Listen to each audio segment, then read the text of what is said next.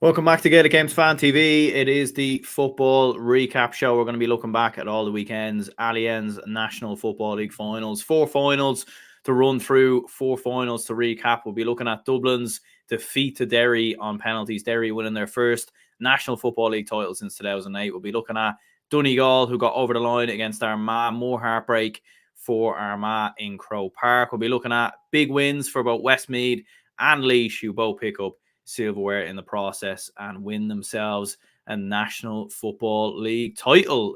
Joined here by Matthew Hurley from the GA Statsman podcast. Matthew, it is April Fool's Day, which I don't know about yourself, but there's been some mad news things going around today in the GA world. I've seen some crazy ones, but happy April Fool's Day.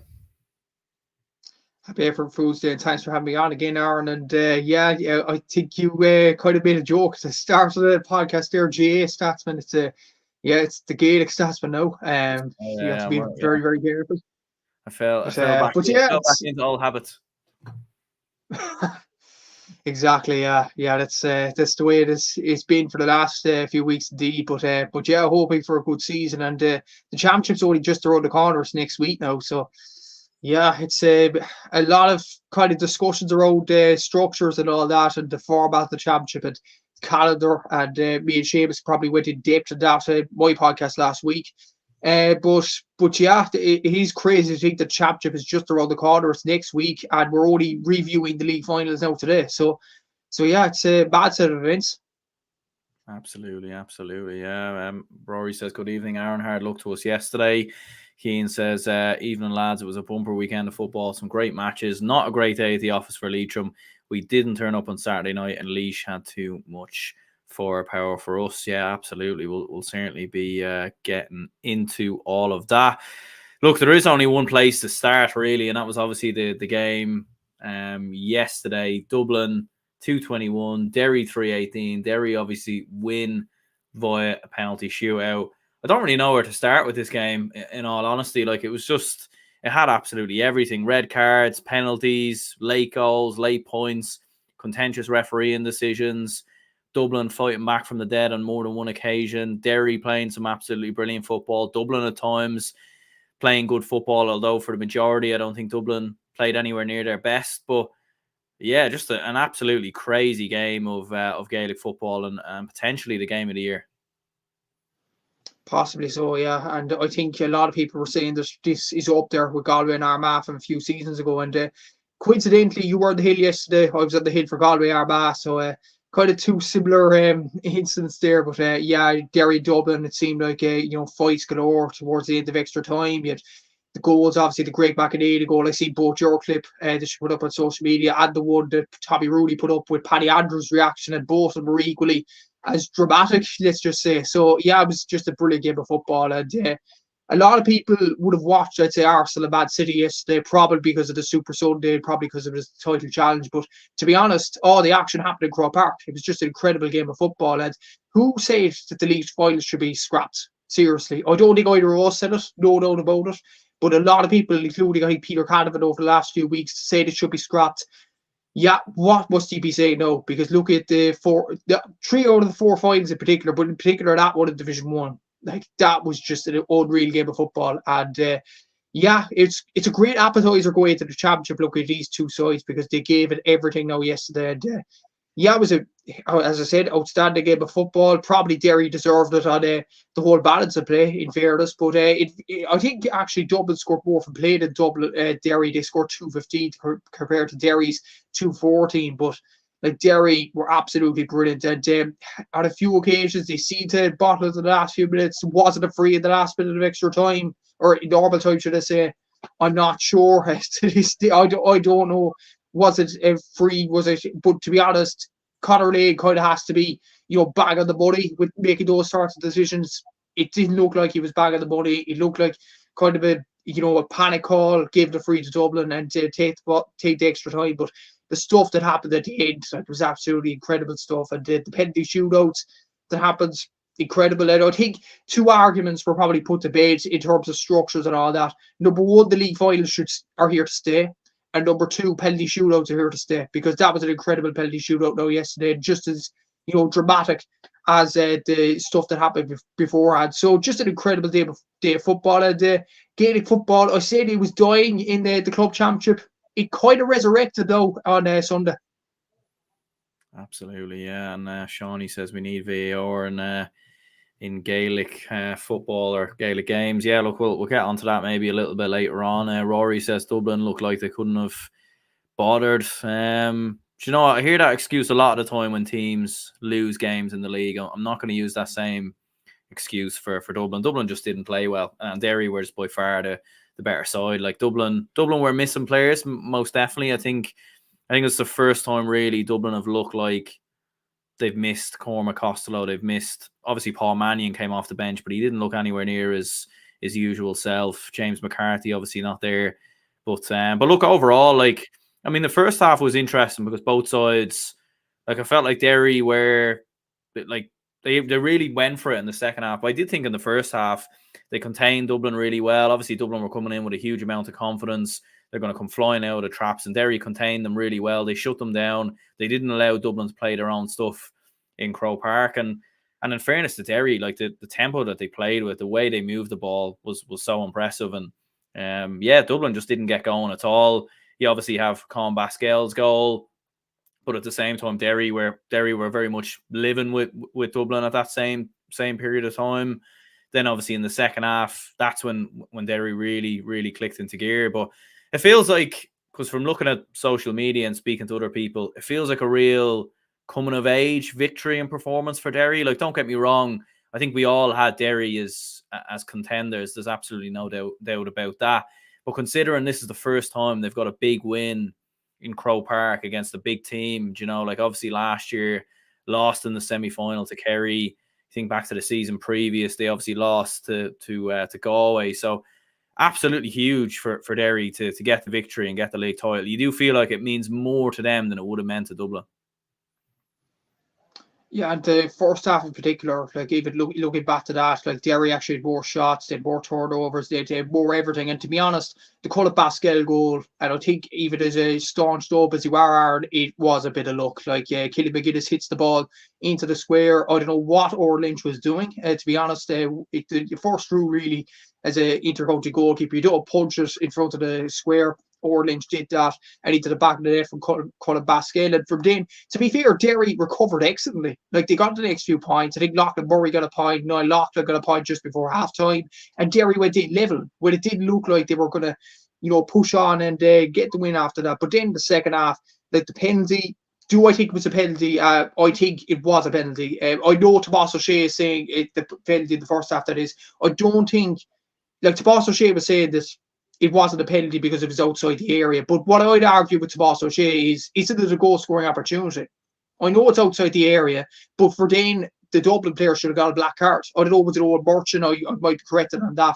But it should have been a black card. If Conor Lane interpreted it outside the area and a foul inside, it should have been a black card to the Dublin player. But Shane McGuigan sticks it away, fairly so, brilliant penalty. And then Owen McAvoy, I actually look at Dublin's league games in previous editions. I know there's still McCarthy, Fitzsimons, Cluxton, all them to come back, but it was just mind-boggling the amount of space that Owen McAvoy was afforded in that second half goal. Like he was afforded maybe the whole 45 metres in Croke Park at that point. Like Dublin didn't really lay a hand on him.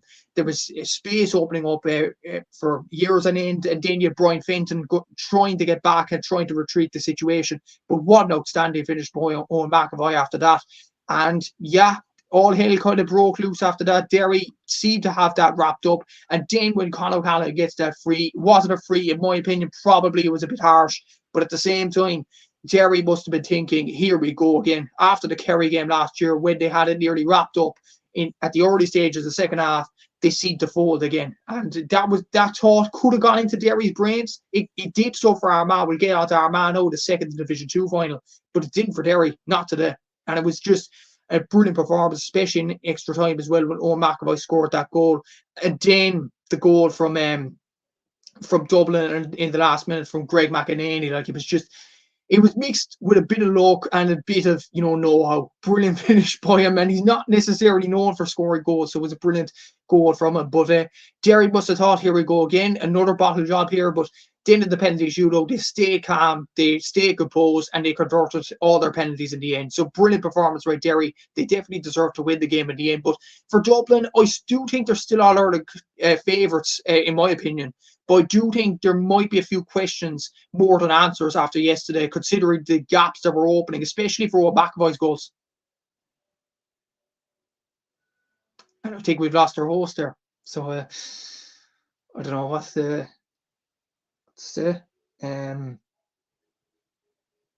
suppose we have to wait.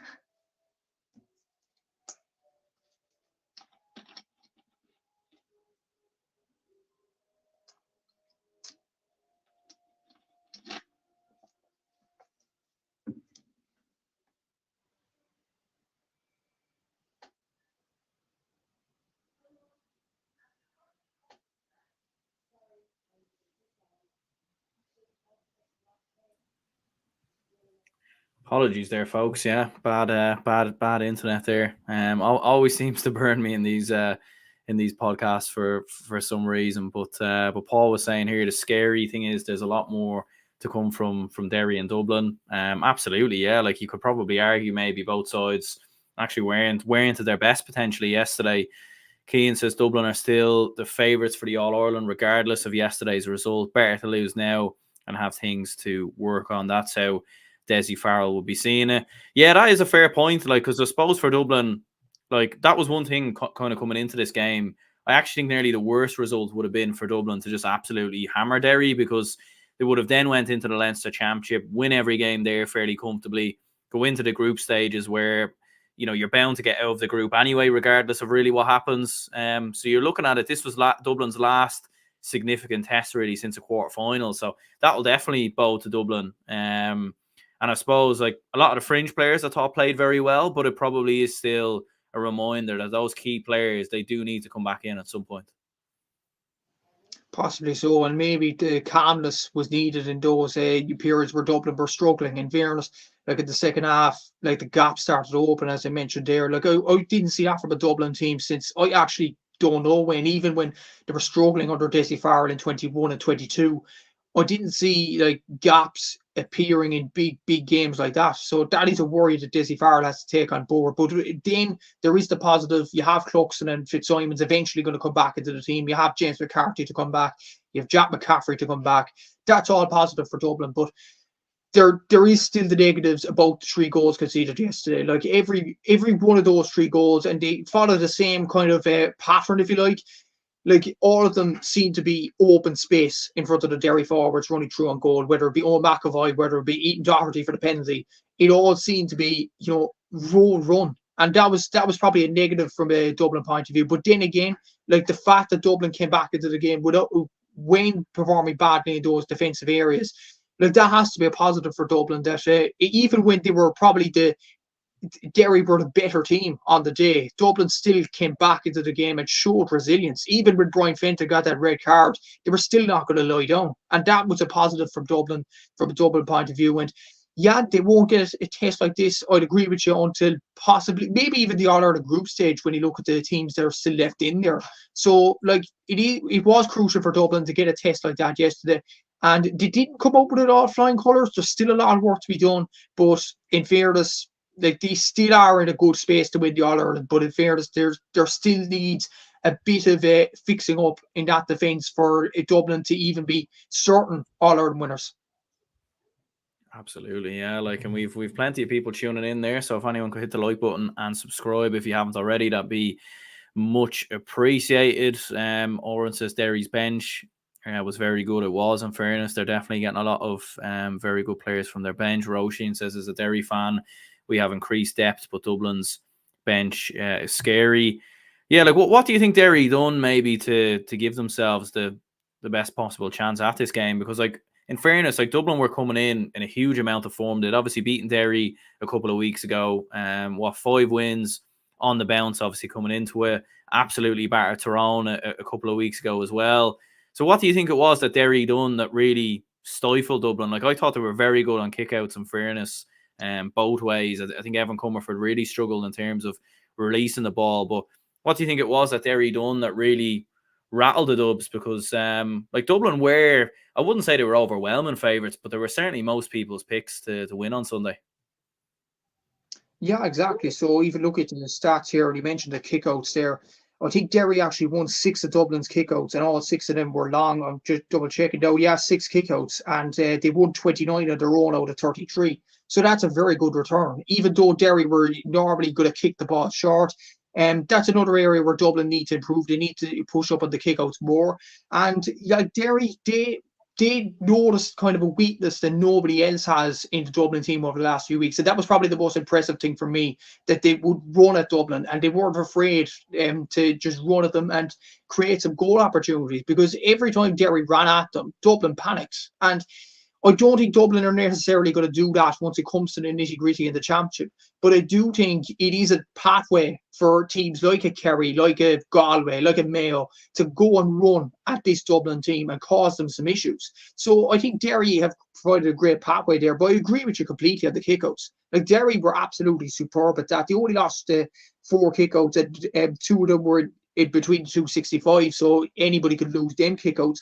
But to lose 4 kickouts over a possible 33 in 90 minutes of Gaelic football, that's a very good record, in fairness to Derry. And Mickey Hart should be very proud of his team for that. And even look at some of the turnovers that Derry got. Like they were absolutely brilliant, in fairness. And in fairness to Derry, they won the 2. There was 2 turnovers in between the Derry 65 and the Dublin 45, and both were won by Derry. So that is a positive from a Derry point of view there. They won all their turnovers that were possible inside their own half. Yes, Dublin won all theirs inside their own half at the same time. But yeah, very good performance from Derry. And I think the main thing to take from that was the kickouts and the fact they could just run for years on end at this Dublin team and cause them some issues. Absolutely, yeah. Connor says here, Brendan Rodgers absolutely roasted Dublin's half-back line in midfield. Yeah, like, Derry's midfield was absolutely superb. And that was one area I was worried about as a Dublin fan coming into it. I think I mentioned that in the preview show as well, just in the sense that Dublin haven't really had a midfield partner for Brian Fenton over the last couple of years. It's been Tom Lahiff here and there. Patrick O'Cuffik Burns come in. James McCarthy's moved back into midfield at different stages. Whereas Rodgers and Glass, you know what you're going to get with them inside and out. And yeah, like, Dublin really struggled with Owen McAvoy as well, who was bursting forward, obviously, from the half-back line. Like, that was an area Dublin really struggled with, was those overlapping runs. And yeah, like, Derry's midfield was absolutely brilliant. And Owen McAvoy in particular, like, obviously young player, came into the team last season, 2 goals, 2 points, I think, as well. Like, he's on course for an All-Star, you'd have to say. Exactly. So I'd even look at the top scorers from play. He actually entered that list last night. Like, he scored 2-2 yesterday from play, 3-4 from play in the entire National League. And he has the same amount actually from play as Fergal Boland from Mayo and Enda Smith from Roscommon. So that's a credit to him as a centre-back. Very good performances from McAvoy. And he was nearly Young Player of the Year. Very, very nearly got it last season, in fairness. And he's well on course to doing that this year. No doubt about it. He looks a very good player. He looks like he's matured more. And in fairness, like, Mickey Hart has shown belief in him, even as a 20-year-old, to push him into that 6th position, into centre-back. And what does that say? Like, if Mickey Hart is doing that, one of the most legendary managers in the entirety of Gaelic football. So, like, it shows volumes about his progression, really. And McAvoy has done absolutely brilliant, and fair play to him for that. So yeah, he's definitely on course for an All-Star. His performance yesterday was absolutely superb. And the fact he took those goals almost like a star striker, in fairness, I think it just shows the levels that he's gone up on this year, in fairness. And he's had a brilliant year, brilliant game yesterday. And he's going to add some more brilliant performances in the Ulster Championship and the All-Ireland Series, there's no doubt about it. Absolutely, yeah. Connor says Dublin's problem was they didn't respect Derry as much as they should have. Man-to-man, Derry were better on the day from 5 to 11. I wouldn't really say Dublin didn't respect Derry. I think they definitely did respect them, all right. I think Dublin just weren't on it. Like, they were very. It was very reminiscent of Dublin, sort of pre the All-Ireland quarter-final last year, where they were very hesitant. They didn't want to take chances on. They didn't want to take enough risks. They left themselves very exposed at the back time and time again, which was very reminiscent of last season as well. So I probably wouldn't go as far as that. But what do you think? The Dublin maybe underestimated Derry a little bit, do you think? Yeah, maybe a small bit, but at the same time, you have to give Derry a lot of credit for the way they played, the way they were fearless against Dublin. And yeah, I do think like both of them sides, if you take Fitzsimons, Cluxton, McCarthy, McCaffrey out of the equation, Costello as well, who was injured for this game, Mannion, who didn't start, if you take all those boys out of the equation, I do think Derry are a better team than Dublin. So, like at the same time, you have to take that into consideration as well. The players that Dublin were missing, and I think they did show them respect. In fairness, like they still, bounced back into the game when it was needed most. Like in fairness, they were level at halftime. Like it was level at halftime. It was level, I think, sometime in extra time. It was level at full time, but it was level before the penalty shootout started. So I think Dublin still deserve a lot of credit for coming back into the game the way they did in many aspects of the game. So yeah, I don't think they took them too lightly at all. I just think credit has to be given more to Derry, and their performance on the day was just brilliant. And the fact that I think they just wanted it more than Dublin as well. So yeah, I don't think it was necessarily Dublin, throwing in towels or whatever, and not respecting Derry. I just think Derry were absolutely superb yesterday, and people need to realise that this team is definitely one of the All-Ireland contenders. Absolutely, yeah. Like, and obviously, like the madness towards the end of the game, Greg McEnany's goal, obviously in extra time, the handbags that obviously followed after that, like being on Hill 16, like it was absolute carnage watching it all happen and watching it all sort of unfold. Like you couldn't even believe that Dublin even had the chance to get that goal, considering Derry had so many opportunities at the other end to kill the game. So like, will that be a worry for Derry in terms of closing out games? Because at the end of normal time, Conor Glass obviously has that 45, which goes wide. Had a few other half goal chances as well. And then obviously in extra time, like they had the ball for large parts, and there was moments where it felt like they could have went for the point. They could have popped the ball over the bar and killed the game. And obviously in the end ended up losing the ball. Dublin won it back. So is that a worry maybe for Derry in terms of closing out games? Because even when you think back to Kerry last year, they did, Kerry came back into that. Like Derry had them at different parts. So that just feels like something that Derry do need to work on. Possibly so, but it's yeah. At the same time, they did struggle in that department against Kerry last year. But maybe the fact that they got over the line, I know it was just a penalty shootout, but the fact they actually won the game might give Derry a bit of confidence to go on further into the All-Ireland Championship. And I do think, like, Derry are a serious contender. The question was, could they beat a big dog in Croke Park? And they have done. They've taken them down. Yes, it was a penalty shootout, I'll grant it. But in fairness, they show grit and determination to still get over the line when things weren't necessarily going their way. So, in fairness to Derry, brilliant performance by them. And I do think, yes, that will come in time, taking chances, taking proper chances against big proper sides.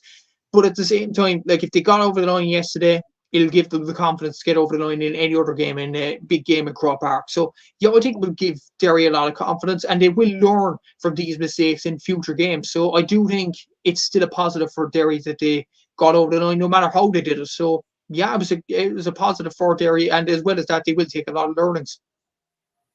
And obviously Greg McEnany's goal and all the handbags as well. What did you make of that? It was a bit chaotic for a brief moment of time. Brian Fenton obviously getting sent off.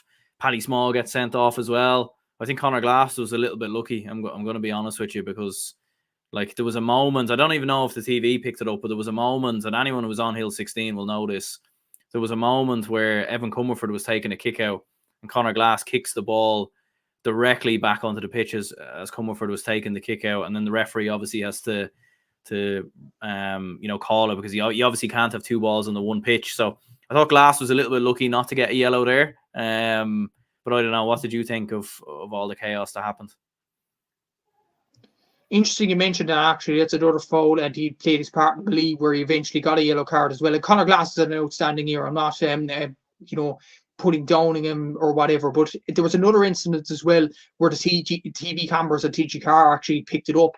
where Conor Glass was caught swearing. So that's a black card offence. So that was another one. So like that's 3 instances where Conor Glass could have easily got sent off. He could have got sent off before the belief. So I'm not discarding Conor Glass. He had an outstanding game yesterday, like many of the Derry players, and what a year he's had so far and collected the trophy. It was just a memorable occasion for him in particular. But looking at those sorts of incidents, that's 3 separate incidents. I think he was very, very lucky to stay on the pitch. As for the Fenton hit, I do think it was a red card. It was a violent bit of play. I do think it was a red card in the end. And Paddy Small got a second yellow card, so that was deserved as well. But at the same time, with the Glass thing, and I'll go on to this point as well about swearing and other things like kicking the ball out of the pitch. If the referee does book a player for doing that, they would stop players from doing unsportsmanlike conduct in the next few games after that. So it actually set a precedent to stop doing it. So I do think Conor Glass probably should have got a red card yesterday for a second yellow, or a black card and a yellow card. So yeah, I do think I'd agree with you. Conor Glass probably was very, very lucky to stay on the pitch. Absolutely, yeah. Look, and that's not knocking his performance. He was absolutely brilliant. Conor Lane in general, though, his performance, like in fairness, there was a lot of soft frees that were given in favour of Dublin. There's absolutely no doubt about it. Like the free, obviously, towards the end of normal time. Like in Croke Park, obviously, I was at the opposite end, so it was very hard to tell what happened. But watching the replays back, I do think like it was Keane Murphy, I think, who had the ball. He loses the ball, gets fouled. The ball was already gone at that stage as well. So I think Dublin were probably very fortunate to have got that point. But in general, like, what did you make of Conor Lane's performance? Like, I thought the penalty that was given Derry's way as well. Like, I suppose it's one of them where obviously you were saying if it's a goal scoring opportunity, then fair enough. Maybe that's why he's given it. But we don't see them rules given enough, because the foul actually was outside the rectangle. So it was a little bit of an unusual one. You'd kind of hope, like, you'd love some clarity in these situations to know, did the referee give it because it was a goal scoring opportunity, or did he give it because he thought it was inside the rectangle? Like, it'd be interesting to know. Yeah, exactly. But on Conor Lane's performance, actually, for me, I took record of the frees as well. I think in the first half there was 9 frees given. In the second half, by the second half, that went up to 17, and by the end of extra time, it went up to 24. So actually, looking at the stats, Conor Lane tried to let the game flow as much as possible. Looking at those now, not looking at the game, just look at the stats there. In fairness, some of his decisions, and I will say this, Conor Lane is trying his best. There's no doubt about it. And I don't think we'd be in a situation to say that we'd do a better job. And I think people calling him a disgrace online are a disgrace. And that shouldn't be, what the GA is about. And thank God there wasn't any booing, from what I've heard on the TV cameras anyway. There might have been booing in the Hill, I'm not sure. But thank God there wasn't the same situation as David Goff last year. But the stuff that Conor Lane is getting online is a disgrace in itself, and it shouldn't happen. But as regards to decisions itself, I just think, and I've said this to Seamus as well previously, I think there should be clarity about these rules, honestly. Because when you look at Ethan Doherty run straight through a goal and Owen Merchant volley, that's a penalty. But in the midst of it all, Owen Merchant should get a black card as well, because it's a denial of a goal scoring opportunity. And we go back to consistency and all that. I know I keep banging on about this decision last year, the Paul Ganey, Sean Powter incident. And you look at the Chrissy McCaig incident on the Dublin forward yesterday. What's different between those two? I think the clarity should be there about the rule, and there's no doubt about it. People don't know if it's a goal scoring opportunity or a black card, or what's the story in general, because it's so inconclusive, these sorts of rules. And maybe the referees are just getting confused by this. Maybe they just need concrete rules to say, this is a goal scoring opportunity, this isn't, and stuff like that. I just think the refs need a bit of clarity on what's going on here. So yeah, I just think that's probably the main thing out of that. In regards to the free in the last minute, I just think Conor Lane panicked. I honestly think he just panicked and gave the free to Dublin, because he might have been afraid of the reaction to come from the Dublin fans, which there was a lot of in Croke Park. So I do think there was that element too. I do think it wasn't his best day, Conor Lane, but the stuff he was getting online at the same time was an absolute disgrace, and people putting up stuff about him online. And I've seen Stephen Porcher put a tweet up about him. Those sorts of people are an absolute disgrace to the GA. And the sooner that's wiped out, the better. And yeah, it was just poor that he got that sort of reaction, but at the same time, some clarity is needed about the rules, because honestly, with the black card rule in particular, the pull down, the drag down, I'm actually sick of it, to be honest with you. And Mm. something needs to be concrete to say this isn't the black card, this is the black card, etc. Absolutely, absolutely. Yeah. Sam was saying here, grasping at straws, lads, Glass kicking a ball on the pitch and swearing, get a grip if you think Glass deserve to be sent off. So I'll put it to you then. If Derry are playing Armagh in the Ulster final and Armagh are leading by 3 points, Oran Lynch has a kick out at the other end. Let's say Armagh have lost possession and then Oran Lynch takes the kick out, Derry are away, and then another ball gets thrown on the pitch. Let's say by Rian O'Neill. I'm sure in that scenario you would want Rian O'Neill booked. Do you know what I mean? So it's not Yeah. like in terms of the swearing one, I didn't see that in all honesty, but there we go. But yeah, in terms of the penalty shootout, then I mean, I suppose it was an unfortunate one, like from a Dublin perspective.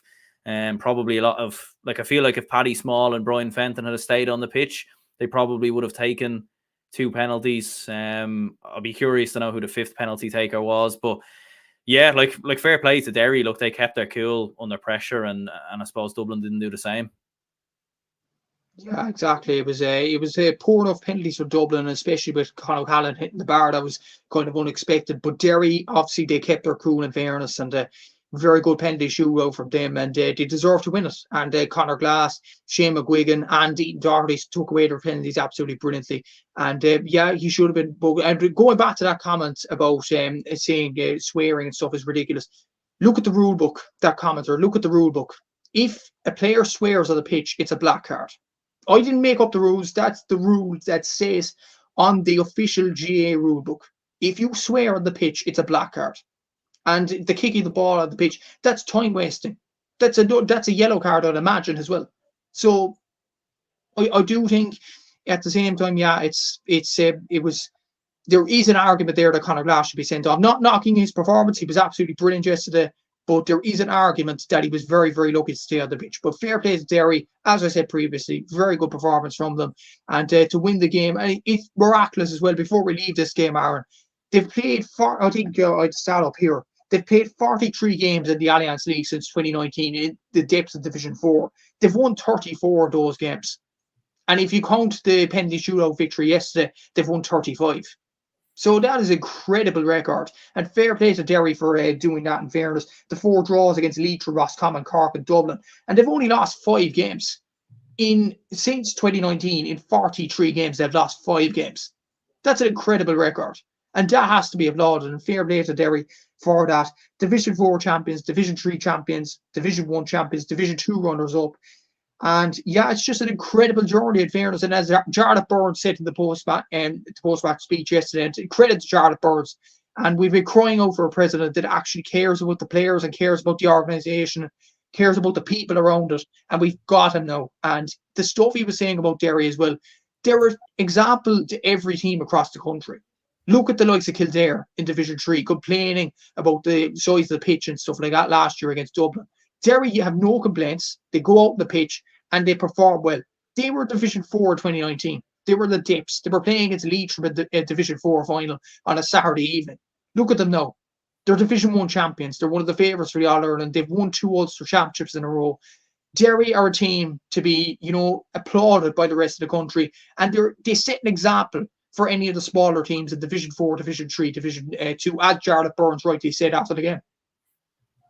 Absolutely, yeah. I think Roisin put it well here. Listen, lads, it was a great match. One of the best Division 1 finals in years. We were getting bogged down in intricacies. Yeah. Look, absolutely. Look, there was a lot of poor officiating, like both ways. But look, in the end, the better team did win the game. There's absolutely no getting away from that. In fairness, but yeah, like you're mentioning, Derry's rise, obviously coming all the way up from Division 4, like an incredible run. Can they now go all the way, win the All Ireland? Like that's the last thing left to do. Like that's the final boss mission, if you want to call it that. Like that's what they brought Mickey Hart in for. And to be fair, like they look like they have all the pieces of the puzzle. They just need to go and do it now. They're halfway to the quadruple. Let's put it that way. They have the McKenna Cup. They have the Alliance League, the Ulster Championship, they're favourites for. One box left to tick, as you mentioned. And why can't they do it? Like, of course, I do still think Dublin are the favourites for the All-Ireland. I do think Kerry, when you look at the landscape of the All-Ireland, Kerry can't be rid off either. Because Kerry will be looking at that game thinking, we could beat either of these two if we run at the fences, etc. So I do think Kerry still are in the conversation and they shouldn't be discounted. But why can't Derry win it? They look an unreal team from 1 to 15. They have a superb coach that has won the All-Ireland before. And he's as well going to claim another record as well. He is aiming to be the first manager ever to win the All-Ireland with 2 different counties. So that's a record that Mickey Hart will cherish with him forever. So there is an opportunity there for them to win the All-Ireland. Do I think they can win it? I think they absolutely can. They have the players, they have the manager, they have the temperament. Will they do it is another issue altogether. Like Dublin and Kerry are still waiting in the long grass. It's going to be a long summer, but I'm looking forward to it. Absolutely. Oren says, Chrissy now won a medal from all 4 divisions. Has that been done before? I don't know if that has been done before, because obviously they restructured the league, didn't they, about 15 years ago, and there was Division 2A and 2B. So I don't think it would have been possible for anyone to do it. So I'm pretty sure Chrissy McKeag is the first player to do it, along maybe with some of the other Derry players like Brendan Rodgers maybe and Shane McGuigan. I'm not sure. Shane McGuigan actually made his debut in 2018 when they got relegated to Division 4. So I don't think he has the record anyway, because Derry didn't win Division 2. Dublin won Division 2 last year. Important to note that. I'm just trying to think. Chris McCabe won Division 2 in 2013, I think. So Brendan Rodgers, was he around that point? He might have been, actually. I'll have to double check now, but I'd imagine Chris McGeig is the only player to win 4 divisions. So I think Brendan just missed out by 1 year. Yeah, I'm not sure. I'm honestly not sure, and I have to double check this, but yeah, it's an incredible record for Chrissy to hold. And I was actually glad to have him on my podcast a few years ago, actually in 2020 or 2021, actually the early stages of 2021. Then Derry were in Division 3. If I was to tell him back then they'd be Alliance League champions and one of the favourites for the All-Ireland, he would have looked to me so weirdly, But it's incredible. It really is an incredible achievement, and well done to Chrissy, and absolutely delighted for him. Absolutely. Yeah. Look, I think in fairness, overall, like Derry by far the better side in the end. I think Dublin struggled for large parts. There's absolutely no doubt about it, and you certainly wouldn't say it's all said and done from a Dublin and Derry perspective. Like, you'd imagine these two will face each other again at some point in the All-Ireland series, and what a game that's going to be, by the way. Yeah, exactly. But then again, it could be Derry against Kerry, or Dublin against Kerry, or it could be any of those 3 facing off against each other. It'll be absolute battle, absolute titanic encounter, and there's no doubt about it. So I think, honestly, it's them 3. One of them 3 will win the All-Ireland come July. We'll have to see who wins it, but yeah, it's going to be an interesting summer. It sure will be. And yeah, anyone who's at the game or watching the game, like, let us know in the comments what you thought of the game, and let us know what you thought of some of the decisions as well. Are Derry All-Ireland favourites? Are Dublin still the favourites? Does this result really change that? And I would be very interested to know people's opinions on it. The other game in Croke Park on Saturday was Donegal and Armagh. Donegal ran out 1-point winners, 15-14. Donegal obviously starting the better, a little bit neck and neck, a little bit back and forth. Armagh obviously turn it around a little bit late on. Couple of flurry of points. Stephen Campbell, Oisin O'Neill, Oisin Conathy getting on the score sheet as well. But Donegal, in fairness, came roaring back. And Aaron Doherty is obviously the man who pops up with the winner. Huge victory for Jim McGuinness and Donegal. And look, Donegal flying under the radar. It's hard to really know where they're at. They obviously play Derry next, and the whole Donegal team and Jim McGuinness all stayed back in Croke Park watching the game. But yeah, big bit of silverware for Donegal, and I suppose the first step has been complete from Jim McGuinness in his return. Few takeaways from this game, actually. Jim McGuinness returning unbeaten as Donegal manager, other than the McKenna Cup final, of course. And what a start he's had to Donegal. And people were questioning what sort of influence he'd have as Donegal manager. There's your answer: to win Division 2, and brilliant achievement by them. for Donegal to win the game without Ryan McHugh and Paddy McBrearty, that has to be applauded as well, and fair play to them for that. Many people didn't see it coming. Certainly didn't. And it just shows that Donegal have the players to deal with them players being missing. So in fairness to Donegal, they got over the line. Another takeaway, Armagh. How many times are you going to mess up big games in Croke Park? I'm not discounting Armagh. They have quality. There's no doubt about it. They do have brilliant players. Rian O'Neill, Stephen Campbell. The list is endless. You have Oisin Connolly there as well. Andrew Moran. There are some very good players. And Johnny O'Byrne had a very good game, to be fair to them yesterday. But they had the game, but it's the grip of their hands yesterday. Oisin O'Neill getting that point. It looked like the winning point. And yet again, they let a national trophy or a big national game in Croke Park slip away. And how many times are they going to do that? They've lost the penalties twice now. They've lost the penalties to Derry in the Ulster final.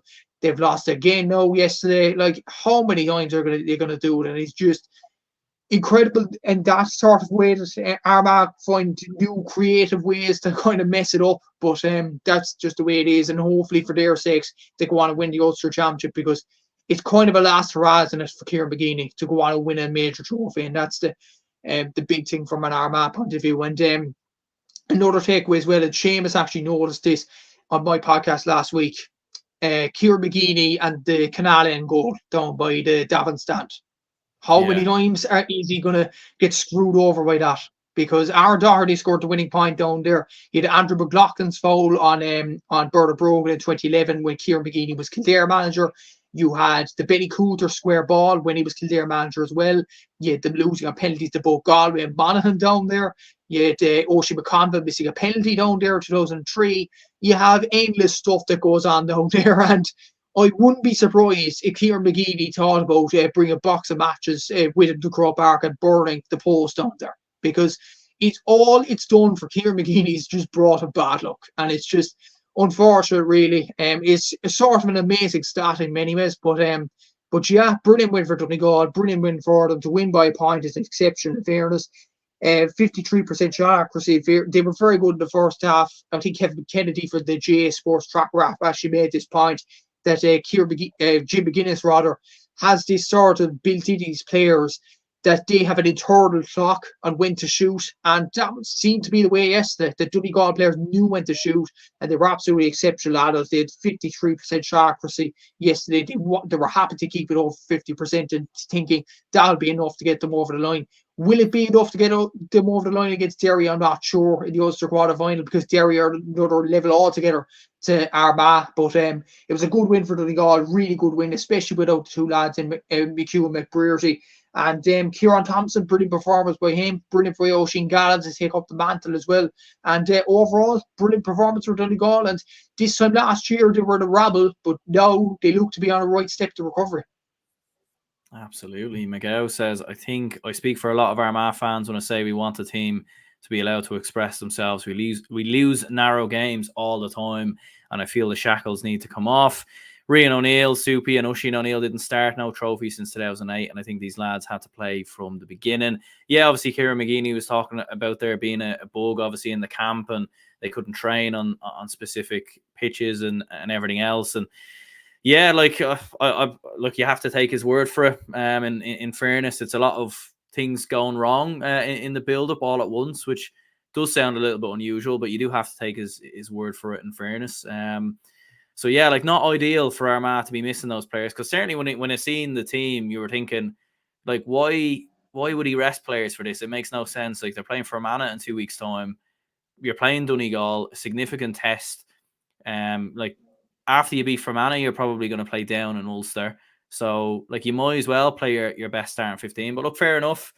There was obviously a bug in the camp or whatever was going on. So yeah, like that was a little bit unfortunate for Armagh. If those lads had started, maybe they start better and then they win the game. But as you said, Armagh big games at the moment, like they just it's mad though, because in a lot of these games they actually go in front in a lot of them. Like against Derry in the Ulster final in extra time, they actually went a point up before Derry equalised. Against Monaghan, Rian O'Neill scores that point, and you're thinking Armagh are going to win it, and then obviously McManus gets the point. And then in this game, they actually went in front as well.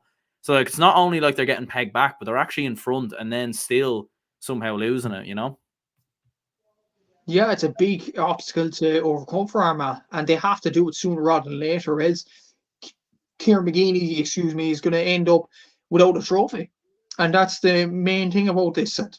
Yeah, it's a big thing for Armagh to go on. That was a big game yesterday. I don't care if Armagh fans are saying it's just the league. I'm sure they wanted to beat Donegal as much as they were implying they wanted to beat them. There's no doubt about that. Like Kieran McGeeney, he has to go on and win a trophy. Like he was on the edge last year of going out of the job basically, but he was saved miraculously, maybe by the county board at the last gasp effort. And there was huge pressure on him this year, and it seemed like the pressure seemed to drive them on this year up until that league final, and they were going to win the league final without. And there was another opportunity as well. Not only were they in front, Donegal were without Ryan McHugh and Paddy McBrearty for this game. Like that's a huge opportunity to win again, and Donegal have performed well, but without those lads, they were going to be significantly weaker. So that was a big opportunity for Armagh to win a game, and you wonder, are they ever going to get over the line? That's the big thing about it. And in regards to the bug and stuff like that, and Dan Casey, who presents the Big Red Bench on Red FM, and I was speaking to him now on Saturday evening about these two league finals on the Sunday. And we were discussing about this, and Dan Casey was even making the point why Armagh actually brought down the likes of Rian O'Neill, Soupy Campbell down to Páirc Uí Chaoimh to play Cork. It actually beggars the belief. Why, in a nothing game for them, why would you bring them down to the most southerly part of the country as possible in terms of big enough Gaelic football counties? Why would you do that? Like, I'm actually at a loss at why he did it. Like, why was Rian O'Neill starting? And they looked to be sharp that night at Páirc Uí Chaoimh. And they weren't sharp at start at yesterday's game. And I guarantee you, if they played near enough a second team and left the likes of Rian O'Neill, Stephen Soupy Campbell, Oisín O'Neill, all them at home, then I do think they would have started this game faster. So that was an error, I think, on Kieran McGeeney's part to bring down the whole cavalry down to Páirc Uí Chaoimh in a nothing game. And I actually, to this day, I don't know why they did it. You could ask the same question about Donegal. Why were they playing Paddy McBrearty against Meath? Because that was going to aggravate an injury. Like, you wonder, in a condensed season, and managers do complain about this. The managers at the same time aren't helping themselves either by playing a first team. So that's not the GAA calendar's fault. That's your own fault. So Armagh and Donegal won the game, so I don't think they'll care. But for Armagh in particular, they need to look at that and think, whoa, that was an error on our part. Yeah, absolutely. Yeah, it was just a little bit strange. Like, even with the pitches not being right as well, it just feels like a lot of things going wrong in the build up to a final. But look, it is what it is. In fairness, as you said with Donegal, like obviously missing Paddy McBrearty, Kieran Thompson still produces a big performance. Oisín Gallen obviously very good as well. Caelan McGonigal very good. So look, for Donegal to turn up, get the victory. Obviously Derry up next. Like, what a game that's going to be, by the way, Donegal and Derry. Like, because it's hard to really know where Donegal are at. Like, obviously they've been playing in Division 2, a lower level. They haven't really, like, the biggest test they've obviously gotten all year has been Armagh on 2 occasions. They've obviously come through Armagh on this occasion, through the last one. So, like, when they play Derry in a couple of weeks' time, that's going to be absolutely box office. And I can't imagine there'll be a seat left in Celtic Park. No, I'd say not. You'll be struggling and scrambling for tickets for that game, and it looks like an absolute belter of a game, and especially with the two lads on the sideline, Mickey Hart and Jim McGuinness. There's no love lost, obviously, and I think actually that Jim McGuinness actually has a better record than Mickey Hart. So Derry will be absolutely gunning to win this game. And yes, it was a really good performance yesterday, and they're back in the hours firmly in the All-Ireland conversation. But there's a hurdle for Mickey Hart to go over. This guy, the tactical genius, Jim McGuinness. And they'll be thinking that at the back of their minds, Derry. And it will be interesting. Will Paddy McBrearty be back for this game? Obviously, they coped without him yesterday, just about. Ryan McHugh as well. If Ryan McHugh and Paddy McBrearty are back for that game, that's a big if now. I would give Donegal a chance of beating Derry. And I do think, right as of now, Derry are probably the favourites. Well, they're probably the clear favourites, to be honest, because of the level they've been playing at, because of the way they beat Dublin yesterday, the way they beat Kerry in Tralee.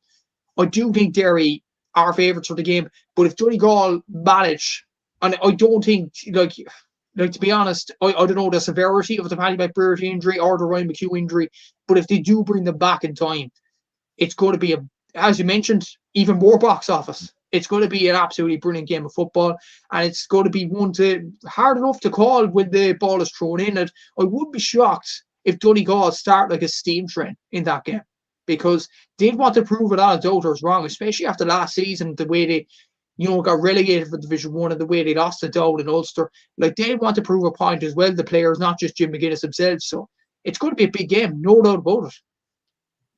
Yeah, Mickey Hart versus Jim McGuinness as well. Like, it just has the makings of an absolute super Sunday, no doubt about it. A2 says McGuinness is just the very definition of a winner. Cannibal says here, had a manager like McGeaney once, hard as nails, great footballer in his day, mindset outdated, thinking all men are like him. There we go. Yeah. Shawnee says Derry lads are a long time on the road now for club and county. Might catch up with them come June, July. I just think the Derry lads are machines. I think they're just built differently. Like, we thought that last year, and then they went all the way to the semi-final and nearly beat Kerry. Then they would have had just one more game to go. So, yeah, to be honest, I feel like that assessment probably works for a lot of teams, but I think Derry are just built differently, in all honesty. But there we go. And I suppose lastly then to finish up on this, can Armagh bounce back in time for Ulster? Like, because they were missing, obviously, as we said, a lot of their key players didn't play. So, like, it is a hard one to judge Armagh, but like the fact they do keep losing these big games, like you feel like they need to get over the line at some point this year. Otherwise, it might maybe be McGeaney's last year. I think they have to get over the line in Ulster and especially get to an All-Ireland semi-final. If they do neither this year, I think McGeaney is out. I said this last year. I think one more year of Kieran McGeaney and Armagh have to see where that goes. But I think this is honestly the last straw for him. I do think he's an underrated coach. What he did with Kildare them years ago was absolutely superb, getting them to the Leinster semi-final, challenging Dublin all the way in previous games as well. But at the same time, you could argue as well he won no trophies at Kildare.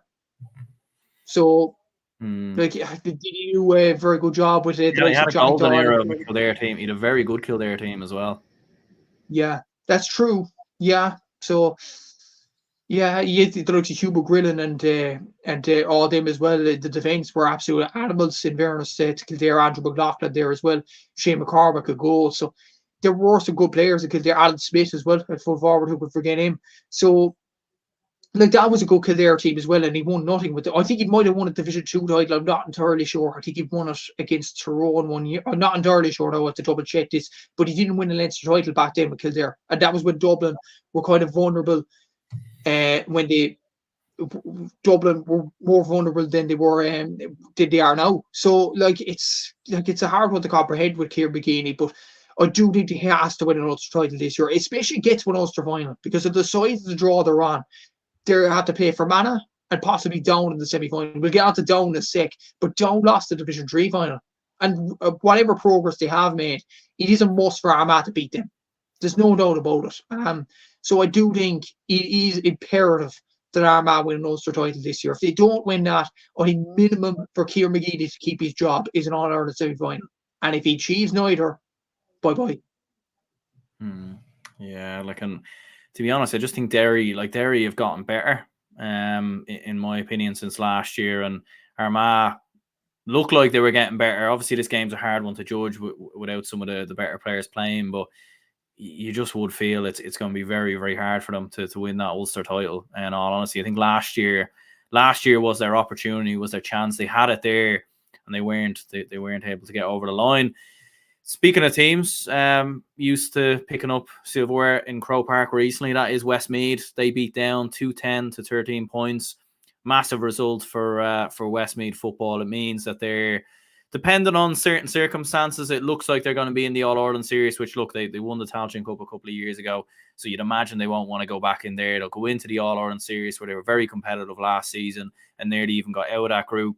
They were missing a few big players as well, like Sean Heslin didn't start, as an example. Jamie Linham, obviously, with 2 key goals for Westmeath.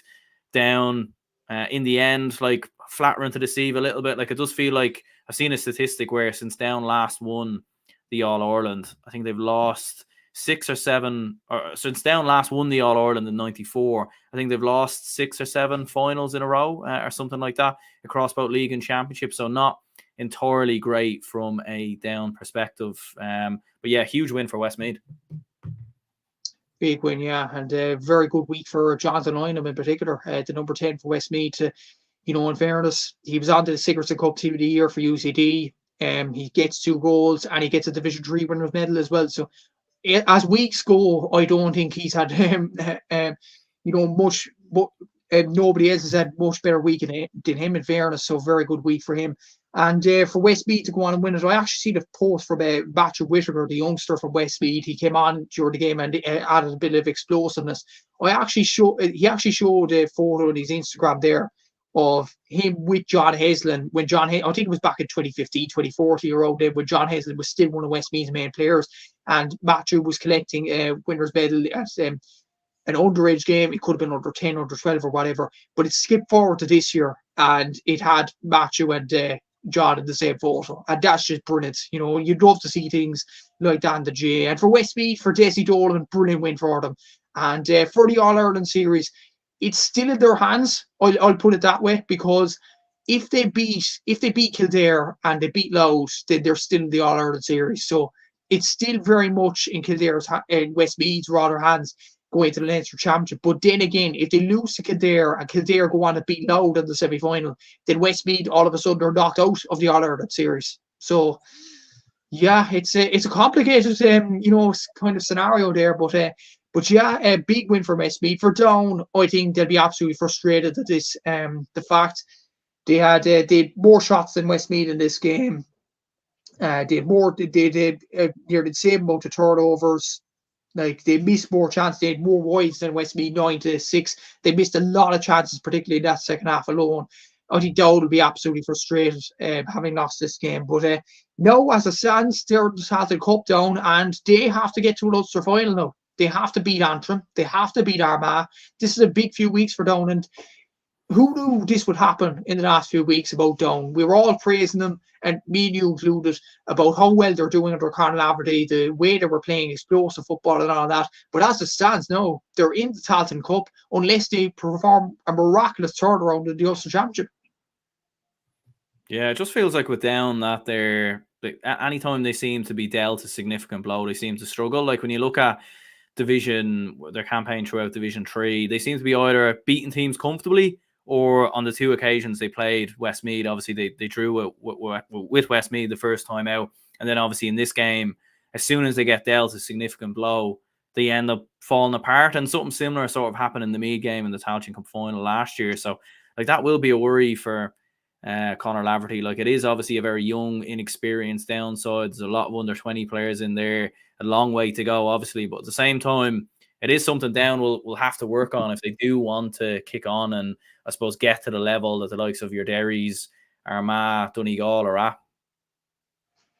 Yeah, exactly. And Down will struggle at the same time. But at the same time, yes, Down performed poorly, and they should be held accountable in fairness. And it was a bad defeat for Conor Laverty to take in Croke Park, and it was a national trophy on the night as well. But at the same time, they did beat Clare a week previously by 11 points. And the way things will transpire is Clare will most certainly get into the All-Ireland series. Let's be honest, no disrespect to Tipperary and Waterford, and Down won't. And I like Clare football, Aaron, and the way that Colin Collins has developed them over the years, and even Mark Fitzgerald, the job he's done at Clare. But there's a bit of injustice about that. I just think so that Clare could just waltz at the All-Ireland series despite losing by 11 points to Down the last week, and Down, despite doing so well in Division 3, disregarding that game could define Down's whole season. And it's just, I know Down performed poorly and Westmeath deserved to win, but I just think it's wrong how Down are kind of shafting them anyways. I just think it's an unfair system more than anything. And somebody on Twitter actually pointed out to me he'd actually changed the system, saying that he'd have the 4 provincial winners, say, for example, though, for argument's sake, Mayo, Dublin, Kerry, Derry win their provincial championships, and Meath are definitely the All-Ireland series. And then what he'd do is have the 11 remaining best ranked teams progress to the Sam Maguire series, and Dow will be in with that scenario. I think that's a fair way to do it, to be honest with you, because there's going to be lopsided draws to the provincial championship. Obviously, it's the luck of the draw and things like that. But I just think, considering the results over the last few weeks, it's just an injustice on Down. I really think so. And it could be an injustice at Westmeath as well, because Kildare have 0 points in Division 2. They could easily turn up and beat Westmeath in the quarterfinal of Leinster and get into the All-Ireland series that way, while Westmeath go agonisingly into the Tailteann Cup. And it's just, I think it's unfair. I really think it's unfair, considering the effort that Down and Westmeath have put into this league campaign. So, I think this is probably the bait story coming out of this game. And it was going to be the bait story, no matter what results happened on Saturday. But it's unfortunate for Down that it has transpired this way. It is most certainly, yeah. A2 says, Down were seriously disappointed and flattered to see. Fair play to Westmeath, just absolutely solid and efficient. Take away the very top teams and they'll give anyone a game. Yeah, look, it is a fair point about Westmeath. They've proven they can compete with the majority of teams up and down the country. They'll be playing Wicklow obviously this coming weekend as well, which again is a little bit bizarre. Then Kildare, possibly then Louth, depending on certain results. So look, for Westmeath, they're more than capable of getting to that Leinster final. And I think, given all that this group of Westmeath players have done, you feel like that would be something that they would deserve. Look, I think we all know they won't beat Dublin in the Leinster final, but there's certainly a team that could give Dublin a bit of a test. Do you know what I mean? Like, but look, all in all, I think Dublin will probably still come through it. And in regardless to your comments, like Matthew, I'd completely agree as well. Like, I don't really understand. Like, you seen it last year with Sligo, New York, London, and Leitrim. Look, as great as it was to see Sligo in the All-Ireland series, coincidentally, they ended up drawing with Kildare. But like, ultimately, it just doesn't really make sense. And I do think it's definitely something that they will have to look at, in fairness. In terms of Westmeath, like, going into the All-Ireland series now, obviously, depending on certain results and everything else, how do you reckon they'd fare in there? I think they'll actually do very well, in fairness. When you look at Westmeath's All-Ireland campaign last year, this shouldn't be forgotten, in fairness. They should have beat Armagh in the Athletic rounds. Against Galway, they were derailed by Ray Connellan sending off, and if it wasn't for that, they'd push Galway all the way in Mullingar. And John Hazen, if he kicks that free over the bar, then they would have beat Tyrone last year as well. So I think they have all the ingredients to succeed in the All-Ireland series. It just depends on the draw. And they got teams like Galway, Armagh, Tyrone, and they competed very, very well. I'd just be like, obviously, if they get Dublin, Kerry, Derry, I think it's good luck, good night. But I do think if they get, let's say, a Mayo, if they get a Cork, if they get a Cavan, they could easily beat them. There's no doubt about it. And they beat Cavan in the Tailteann Cup final a few years ago as well. And Cavan succeeded well in Division 2. So there's all signs pointed towards Westmeath really, really doing well in this All-Ireland series. So I do think Desi Dolan's going to do a solid job at the moment. I do think there's good younger players in Westmeath. And there was the comments that about John Heslin and Kieran Martin and others of the Westmeath panel, James Dolan, that they might be getting on a bit, and who's the next generation coming up. Senan Baker has done brilliant in the league campaign. Matthew Whitaker has as well. You look at Jonathan Lynham in the Secrets of the Cup has been outstanding, and that's them 2 goals in the final. So they definitely have the younger players coming up as well. I think the one frailty about Westmeath is just something small about them now. I just think they don't score enough. That's my issue with them. When you look at their scoring in the league, they only average a winning margin of 2 points leading up to the Down game at least. So if you're going to come up against maybe bigger sides of division, lower end of Division 1 and Division 2, I do think Westmeath need to improve on that department and get more scorers into it. I do think John Haslin, once he gets into the team, they will score more freely after that.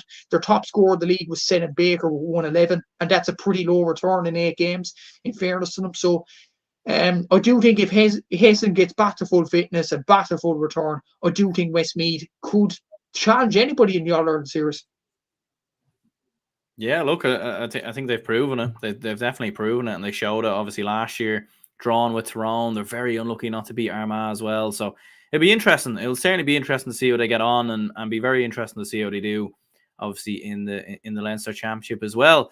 Last but not least, the Division 4 final. Laois 3-14, Leitrim 9 points. Some big goals in the game. Paul Kingston obviously getting himself a goal in the match, and comfortable really from a Laois perspective. Obviously, Leitrim, big day out in Croke Park, but in fairness to Laois, they've been streets above everyone really in Division 4, and although Leitrim did beat Laois a couple of weeks ago, this day definitely belonged to Laois, no doubt about it.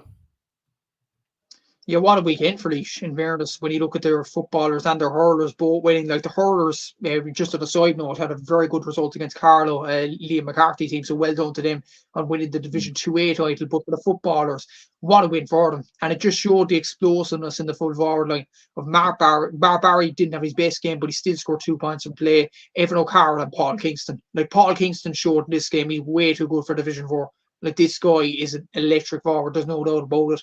Yeah, Damon Larkin performed well in midfield as well. Keenan Roach provided some good moments. And ever since Ben Dempsey scored that goal, it was maybe one-way traffic after that. Leitrim did try, there's no doubt about it. And they should be very proud of their efforts in Croke Park. And I'm sure the whole population of Leitrim was up in Croke Park. And they didn't fill the stadium, obviously, because the population of Leitrim is smaller than the capacity of Croke Park. It's a little stat here there. Leitrim's 32,000, Croke Park's 82,000. So yeah, it's a bit smaller. They're 50,000 smaller, but yeah, I would be surprised if there was all the houses vacated in Leitrim for the weekend. They deserved a day out, and in fairness to them, to go up for a league final, to go up for a day out in Dublin, fair play to them. And to be honest, the game was really over after the second goal that Laois scored. I think it was true. It was actually Lowry, the centre forward, that got the goal, and ever since then, Laois probably, were much better than Leitrim, but Leitrim did have their goal chances. Like the one in the first half that was saved. There was another one in the second half that was saved and went out for 45. Like there was a few goal chances there for Leitrim, but the difference was Laois took their chances, Leitrim didn't, and that's ultimately why they won the game. At Laois, like they'll play, I think it's going to be Offaly in the Leinster quarter final. Look, Offaly, they didn't do too well in Division 3, so they might fancy their chances. There's no doubt about that. So like Laois, they're going along nicely. They're going back to where they need to be. There's no doubt about it. And Justin McNulty's done a really good job with Laois. So fair play to them for winning the final, and a really good weekend to be a Laois fan. Absolutely. A2 says men against boys. Laois might be knocking on the door of Division 2 sooner rather than later. Absolutely. I mean, you see a lot of teams float between Division 4 and 2 all the time. Louth did it. Limerick have done it, and then gone the other way as well. So it's more than possible for Laois. And actually, funny enough, the last time they were in Division 3 was when they were relegated from 2, and then they went straight down to 4. So, yeah, you could 100% see Laois making a push at promotion in Division 3 next year. Thomas says Laois should be much higher up. 2 big clubs in Portlaoise and Port Arlington, another great dual county like Westmeath. Absolutely. And Shawnee says Leitrim might struggle next week against Sligo. Sligo would certainly be the favourites, in fairness. Like, I suppose on Leitrim, like on paper, obviously it is quite a crushing result to lose the game in the end by 14 points. But like, in fairness to Leitrim, they got promoted, they got the job done. This game was a bonus. It was a day out for the fans, so you can't really knock them, in fairness. Like, they've been promoted, they've done what they had to do. Anything after that was a bonus. Yeah, exactly. Like it was just a massive achievement for Leitrim to get to Croke Park, as I said there, and their fans. I've seen Protein Boar, actually a big Leitrim fan on TikTok, actually at the stadium in Croke Park. It was just brilliant to see, him with his Leitrim hat on. I actually, to be honest, before I was even told, I didn't realise he was from Leitrim, but there you go. But yeah, to see Leitrim, the likes of Ryan O'Rourke playing this game, be the top scorer for play, another guest on my podcast. To be honest, like every time I get a guest on the podcast, about 2 or 3 years later, they seem to do well. Like you look at Chrissy McKay getting that record. I know Ryan O'Rourke's the top scorer for playing Division 4. I need to get, like, I'd say, lads, I think it might be you. I think it might be you. I don't know. I think you might be the final, the final piece of the jigsaw, and then it's all clicking together. To be fair though, you did have Samuel Roy in your podcast, and what has he done since? Like beat the top scorer at Yeah, every division. it's So too big for here now. yeah, oh yeah, Jesus. I'd say if I asked Ryan or Chrissy no, I'd say no, I'd be flat rejected. But anyway, that's another issue altogether. But fair play to Leitrim. In fairness, I know Sligo are probably the better team than the men next week. They'll probably prove to be that way. But it did park sharp with Dermot, from what I'm hearing from reports anyway. Correct me if the Mm. comments are wrong there, but if it is in Carrick and Shannon, Leitrim still have a chance of going on to beat Sligo. I do think Sligo have better players, there's no doubt about it, but Leitrim Mm. have a good team there. They have some good players. Andy Moore seems to be getting a kick out of them, unlike last year with the New York kind of game last season, which was kind of forgettable. But in fairness, they have bounced back this year. Fair play to Andy Moore for that. And Leitrim, I still think could have a decent enough year in the Salted Cup, despite the fact they might even lose to Sligo next week. Yeah, like, and there hasn't been much between Leitrim and Sligo in recent years. Like, there really hasn't in terms of results and everything else. So, yeah, you'd most certainly fancy Sligo to just about edge it, but at the same time, Leitrim are coming in with very good confidence. Patrick says here, brilliant coverage as always, lads. Yeah, much appreciated. In terms of player of the week, moment of the week, what would you go for? Player of the week, I'd probably have to go for McAvoy, don't I? 2-2 from centre back. You don't usually get that. In fairness, a brilliant performance by him. But honourable mention as well to Jonathan Lynham for Westmeath. 2 goals in the finals, absolutely superb.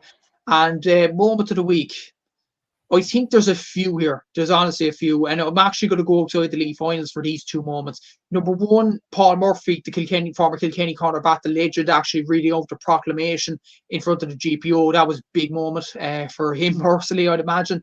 And it's great to see the GA, provide a role with the Easter Rising centenary events and brilliant in that way. And another moment of the week, actually, Jarlath Burns' speeches for all the 4 finals. I think they were absolutely superb. And I think a lot of people said this on social media, but I'll probably repeat them in saying this. The GA, the organisation, is in very safe hands with Jarlath Burns in charge there, because he cares about the games. He knows about the players. Like the comments he made about Derry in particular were absolutely brilliant. And what a guy, what a president to have. And I'm actually excited at what he could do in the next few years with Gaelic Games. Absolutely, yeah. Like, it was a great speech. Getting the names right, I think, first of all, was absolutely brilliant. There probably wasn't much further below you could fall. So I think everything, anyone up there was an absolute bonus. And yeah, no, in fairness, like, he was mixing in a bit of Oscar as well. So no, it was very good from Jarlath Burns. In terms of moments of the week, like looking on the pitch, I mean, obviously he's a Dublin fan. I'm not really going to choose Derry winning. Like, I think the Greg McEnany goal, just for the absolute chaos it delivered on the hill. And look, I know that Dublin didn't win the game, and I know like a few people have messaged me and said, you should take that clip down. It looks a bit silly, like we lost the game or whatever. And it's like, come on, like let's enjoy it. It's a league final. It's not if it was the All Ireland final now, I probably wouldn't have put that up, because it's an All-Ireland final and everything else. But league final, like, you might as well enjoy it. Like, if Derry had scored a last-minute goal, they would have celebrated like crazy. Absolutely no doubt about it. Like, even going into penalties, obviously I was disappointed we lost, but at the same time, coming out of Croke Park, I wasn't disappointed. It was just more like, all right, cool, whatever. Like, no, it's a brilliant clip to put up, and people should be actually praising you for that, for getting videos first of all, because you know how hard it is with the organisation banning things and all that. So to put up clips, I know you do so with the Cork games as well, and I get a decent enough reaction for them, like, in fairness. So I think you were entitled to your rights to put up that, in fairness, like the reactions of the hill and everything like that. It was always going to be an unreal atmosphere, there's no doubt about it. And what I would say, the highlights of the weekend, I think, were both your video on the hill and Tommy Rooney's video of Paddy Andrews celebrating in the media box as well. I think those were honestly brilliant box office stuff. I think they were absolutely brilliant. And I think for people that said to take it down, have a life, lads. Like, seriously, that's That's a bit far. But yeah, I think you're well entitled to your rights to put it up. It is a league final. You may as well put it up. Great limbs on the hill, as mentioned in soccer, limbs and all that. Like, they'd have no issue with soccer and rugby putting those things up. So why is it an issue in Gaelic games? Absolutely. Macy says, imagine if New York pull a surprise on Mayo this week, it would be season destroying for Mayo. They would have to win Connacht to have any chance of contesting a semi-final or anything like that. Yeah, like, I mean, like, surely not. Like, I mean, I'd love to see New York do it, but I don't think that'll happen. Although London did beat them in the FBD league, so anything is possible. Probably not this though. And then again, there is as Chiellini would say in previous year with Tottenham Hotspur, there is the history of the Mayo. So there is every possibility. There is every possibility that New York, look, in all seriousness, Mayo are going to win that game pretty comfortably, in my opinion. But New York, bit of an unknown quantity. They might put up a test. Let's see. Let's see next week now. Yeah. What I will say, it will be interesting next week, actually. The game's on at 8 o'clock on Sunday. It'd be interesting to see if they actually show it live on the Sunday game if it goes to extra time. Yeah, I didn't think of that, actually. I didn't think of that. Interesting. Yeah, because they had it on the Saturday last year, didn't they? So the Leitrim New York game. So yeah, that will be interesting. All right, but yeah, no, look, I think we'll wrap this up here. There'll be a preview show out during the week, no doubt about it.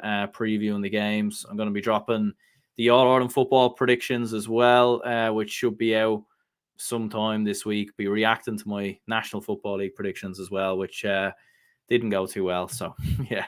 Look forward to that one. And yeah, Matthew, cheers very much for coming on. Make sure to check out the Gaelic Statman podcast. And yeah, anyone who's tuning in here, if you could hit the like button and subscribe, be very much appreciated. Loads of comments flying in tonight. So yeah, very much appreciated. So yeah, we'll speak to you all again.